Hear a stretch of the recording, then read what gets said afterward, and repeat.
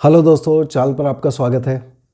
आज हम देखेंगे कि तुला लगन की कुंडली में बुध देव, जो कि इस कुंडली में भाग्येश होते हैं, भाग्य स्थान के मालिक, इनका क्या प्रभाव होगा और यदि हमारी बुध देव की दशा अंतरदशा प्रत्यंतर दशा चल रही है तो हमें क्या उपाय करने चाहिए जिससे हम इनका ज़्यादा से ज़्यादा फ़ायदा ले सकें, अपना भाग्य ज़्यादा से ज़्यादा चमका सकें। तो मेरी साइड में तुला लगन की कुंडली है जिसमें नंबर 7 लगन में सबसे ऊपर बीचों बीच लिखा होता है शुक्रदेव इसके मालिक होते हैं। शुक्रदेव ने इस कुंडली में बुध देव को 2 घर दिए।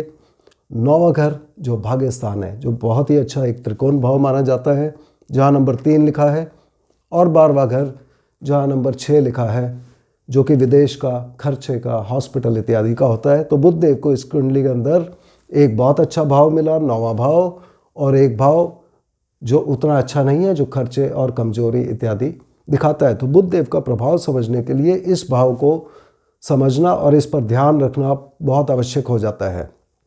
बुध देव इस व्यक्ति का भाग्य चमकाएंगे और 12वें भाव के प्रभाव में, क्योंकि ये विदेश, हॉस्पिटल इत्यादि दिखाता है, तो इन सब कार्यों से इस व्यक्ति को फायदा होगा। बुध देव इस व्यक्ति की लंबी यात्राएं कराएंगे, विदेश यात्रा करवा सकते हैं, विदेश सेटलमेंट दे सकते हैं।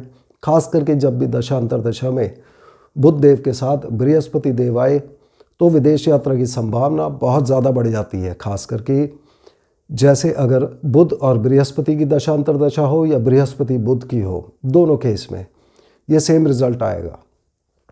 ये व्यक्ति का हायर एजुकेशन में मदद करेंगे, मगर अगर 12वां भाव ज़्यादा स्ट्रांग हुआ तब हायर एजुकेशन के ऊपर खर्चा होना या हायर एजुकेशन का इस पीरियड में ख़त्म होना भी दिखाते हैं।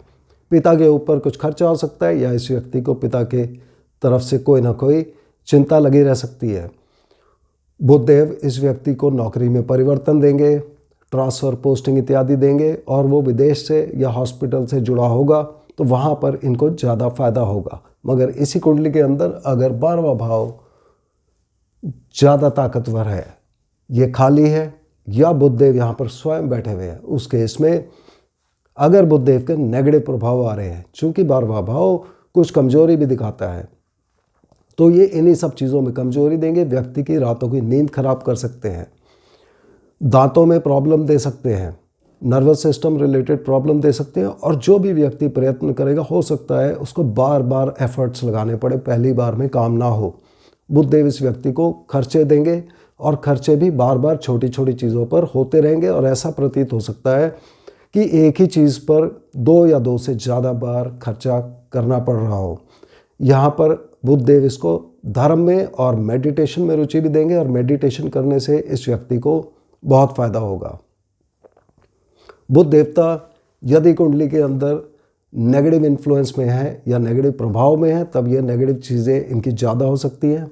मगर हमें याद रखना है कि बहुत सी कुंडली के अंदर बुध और सूर्य एक साथ पाए जाते हैं, और सूर्य देव इस कुंडली में लाभेश होते हैं, तो इन सब कुंडली में इनके रिज़ल्ट अच्छे ही आने की हम उम्मीद करते हैं। फिर भी यदि रिज़ल्ट खराब आ रहे हों तो हमें इनकी उपाय कर लेने चाहिए। बुध देव इस कुंडली के अंदर यदि 12वें ही भाव में बैठे होंगे तो ये अपनी उच्च राशि में कहलाएंगे, और यदि ये 6ठे भाव में जहाँ नंबर 12 लिखा है यहाँ बैठे होंगे तो ये अपनी नीच राशि में कहे जाएंगे।